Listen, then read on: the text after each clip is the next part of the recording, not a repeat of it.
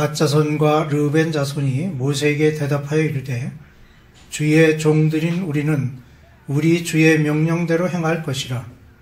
우리의 어린 아이들과 아내와 양떼와 모든 가축은 이곳 길르앗 성읍들에 두고 종들은 우리 주의 말씀대로 무장하고 여호와 앞에서 다 건너가서 싸우리이다. 이에 모세가 그들에 대하여 제장 일르아살과 눈의 아들 여호수아와 이스라엘 자손 지파의 수령들에게 명령하니라. 모세가 그들에게 이르되 갓 자손과 르우벤 자손이 만일 각각 무장하고 너희와 함께 요단을 건너가서 여호와 앞에서 싸워서 그 땅이 너희 앞에 항복하기에 이르면 길르앗 땅을 그들의 소유로 줄 것이니라. 그러나 만일 그들이 너희와 함께 무장하고 건너지 아니하면 그들은 가나안 땅에서 너희와 함께 땅을 소유할 것이니라. 갓 자손과 르우벤 자손이 대답하여 이르되 여호와께서 당신의 종들에게 명령하신 대로 우리가 행할 것이라. 우리가 무장하고 여호와 앞에서 가나안 땅에 건너가서 요단 이쪽을 우리가 소유할 기업이 되게 하리이다. 아멘. 원래 하나님께서 아브라함에게 주시겠다고 약속하신 땅은 요단 서편인 팔레스틴 지역, 즉 가나안 땅입니다. 구약시대에는 그 땅의 경계를 다안에서부터 부엘세바까지라고 지칭하기도 하였습니다. 그 땅의 크기는 우리나라 경상남북도 정도의 그리 크지 않은 넓이의 땅입니다.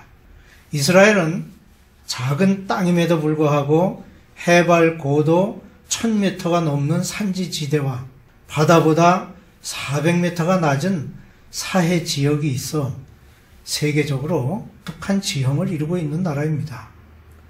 또한 아시아와 아프리카를 연결하는 통로가 되는 지역이 바로 이스라엘입니다. 그래서 지금도 서쪽으로는 지중해를 접하고 있지만 레바논, 시리아, 요르단 그리고 이집트와 국경을 맞대고 있는 아주 중요한 위치를 차지하고 있는 땅이 바로 이스라엘입니다. 애굽에서 430년을 보낸 이스라엘 백성은 모세의 인도를 받아 출애굽하게 되었고 광야 생활 40년을 거쳐 약속의 땅 가나안이 바라다 보이는 요단 동편에 이르게 되었습니다. 아모리 족속을 물리치고 그들의 땅을 차지하게 되었고 바알볼 사건에 이은 미디안 징벌을 통해 모압 지역을 장악하게 되었습니다. 이제 요단강을 건너 가나안으로 들어가려는 때에 르우벤과 갓 지파가 요단 동편 땅을 자기들의 기업으로 받아 그곳에 머물기를 원했습니다. 그도 그럴 것이 르우벤과 갓 지파에게는 많은 가축들이 있었으므로 다른 어느 지파보다도 이동에 있어서 불편함을 느꼈을 것입니다. 그래야 그들은 요단강을 건너기 전에 그 땅이 비옥한 것을 보고 요단 동편 길르앗 땅에 머물게 해줄 것을 지도자 모세에게 청원한 것입니다. 아다롯과 디본과 야셀 등의 땅은 모두 길르앗 남쪽에 위치하고 있는 곳으로 이스라엘 백성의 진행로에서 가까이에 있는 곳들이었습니다. 이 지역은 이미 이스라엘과의 싸움에서 멸절되었으므로 이스라엘 백성의 가축들은 한동안 이곳에서 방목하였을 것으로 추측됩니다. 그러므로 마음만 먹으면 이 지역을 차지할 수 있었으므로 르우벤과 갓 지파는 그 땅을 기업으로 줄 것을 요청했던 것입니다. 요청을 받은 모세는 그 요청을 받아들이지 않았습니다. 너희 형제들은 싸우러 가거늘 너희는 여기에 앉아 있고자 하느냐? 라고 그들을 책망하였습니다. 그러자 그들은 그런 것이 아니며 자기들도 가나안 정복 전쟁에는 동참하겠다는 말을 하므로 오해를 풀고 허락을 받아내게 되었습니다. 길르앗 땅을 기업으로 달라는 르우벤과 갓 지파의 요구에 모세는 그들을 강하게 책망하였는데 그것은 그들의 행위가 가데스 바네아에서 정탐꾼들의 보고와 같이 이스라엘 모든 회중을 낙심하게 하는 행위였기 때문입니다. 그들의 요청은 자칫 다른 지파들에게 이제 곧 시작해야 하는 가나안 정복 전쟁을 기피하게 할 수 있기 때문입니다. 즉, 그들 두 지파의 이기적인 요구로 인해서 다른 지파들의 사기가 저하되어 가데스 바네아에서와 같이 반역하는 모습이 재현될 수 있었기 때문입니다. 가데스 바네아에서 신앙심이 없던 정탐꾼들이 정탐을 하고 와서 가나안 땅에 들어가는 것이 불가능하다는 보고를 함으로써 온 이스라엘 회중이 낙심하게 되었고 하나님을 원망하다가 결국 그 죄로 인해 모두 광야에서 죽고 말았던 것입니다. 그래서 모세는 너희가 어찌하여 이스라엘 자손에게 낙심하게 하여 여호와께서 그들에게 주신 땅으로 건너갈 수 없게 하려 하느냐라고 책망한 것입니다. 이스라엘이 점령한 요단 동편 땅은 물이 풍족하고 목초지가 넓어 가축을 기르기에 적합했는데 유난히 많은 가축을 가지고 있던 르우벤과 갓 지파가 이 땅을 기업으로 달라고 청원하자 모세가 그들을 엄히 꾸짖은 것은 앞서 정탐꾼들의 부정적인 보고와 백성의 불순종으로 40년 동안이나 광야에서 방황하던 생활을 상기시키는 뜻이 담겨 있습니다. 그런데 지금 르우벤, 갓 지파가 자기들만 좋은 땅에 정착하고 다른 형제들을 돌보려 하지 않고 요단강을 건너지 않겠다고 하는 것입니다. 공동체 의식은 형제를 낙심케 하지 말아야 합니다. 형제를 낙심케 하는 일이 얼마나 큰 죄인지를 예수님께서 말씀하셨습니다. 누가복음 17장 2절에 그가 이 작은 자 중에 하나를 시촉하게 할진대 차라리 연자 맷돌이 그 목에 매어 바다에 던져지는 것이 나으리라고 하셨습니다. 르우벤 갓 지파는 자기들만 그곳에 정착하려 했고 다른 형제들에 대해서는 무관심했습니다. 이스라엘 모든 백성이 함께 싸워 그 땅을 점령했는데 앞으로 계속해야 하는 정복 전쟁에는 참여하지 않고 이기적인 마음을 가지고 더 이상 요단강을 건너 싸우러 가지 않고 남아있겠다는 것은 이들에게 공동체 의식이 없음을 보여주는 것입니다.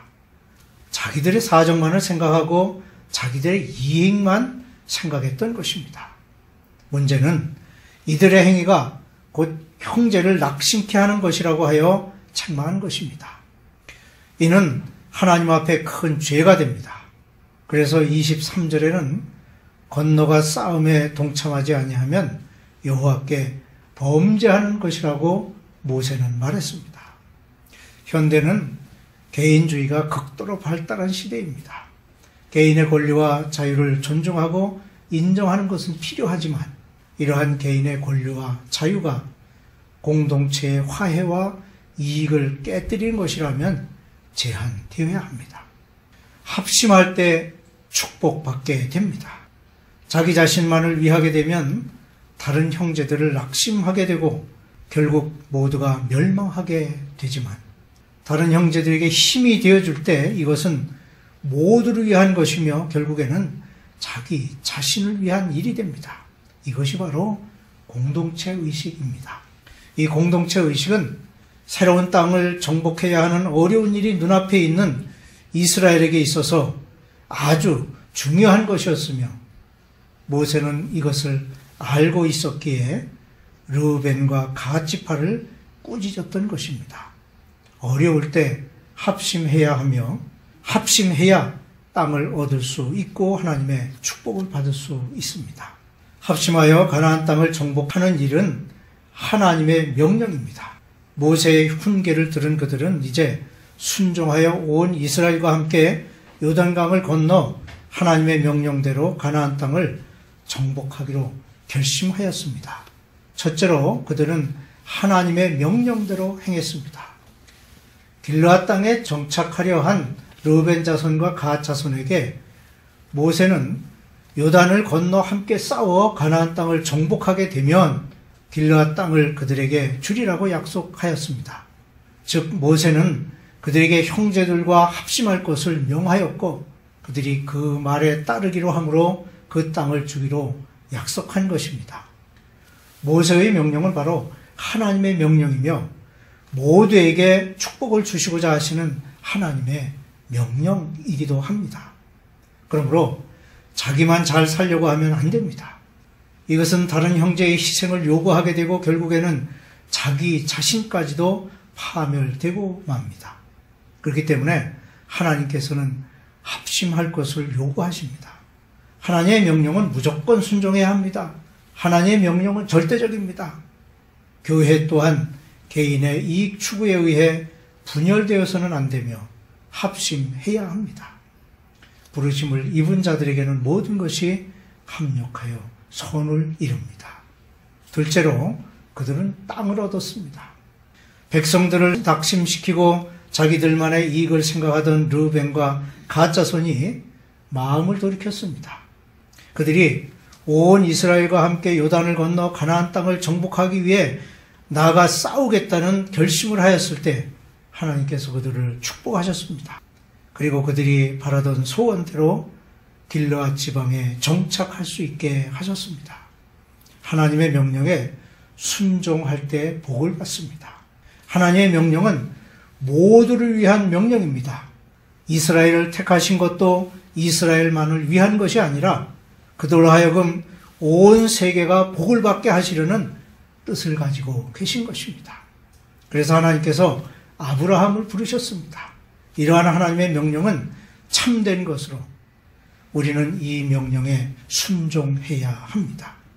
세상의 그 어떤 권력에 순종하기보다 먼저 하나님의 명령에 순종하는 것은 그 무엇보다 순종해야 할 대상이 바로 하나님이시기 때문입니다. 하나님께 순종할 때 땅을 얻게 될 것입니다. 셋째로 그들은 견고한 성을 건축하였습니다. 하나님의 명령에 순종한 르우벤 갓 지파는 땅을 기업으로 받게 되었습니다. 땅을 기업으로 받은 것은 순종의 대가입니다. 그런데 축복을 받은 다음에도 문제가 있습니다. 그것은 축복을 잘 간수해야 한다는 것입니다. 그래서 그들은 새로운 우리를 짓고 견고한 성읍을 건축하였습니다. 축복을 받는 것도 중요하지만 이미 받은 축복을 잘 간수하는 것도 중요합니다. 우리가 이미 받은 축복이 많이 있습니다. 주위를 돌아보면 하나님께 감사할 일이 너무나 많습니다. 이 모든 것들을 잘 간수해야 할 것입니다. 르우벤 자손과 갓 자손은 이스라엘을 낙심케 할 뻔했다가 돌이켜 하나님의 명령에 순종했고 그로 하여금 좋은 땅을 차지하여 정착하게 되는 축복을 받았습니다. 그리고 그 받은 축복을 견고하게 하였습니다. 이 모든 결과의 시작은 바로 하나님께 대한 순종이었습니다. 순종하는 자를 하나님께서는 축복하실 것입니다. 하나님께 순종하는 삶을 사는 성도가 되시기를 주님의 이름으로 축원합니다.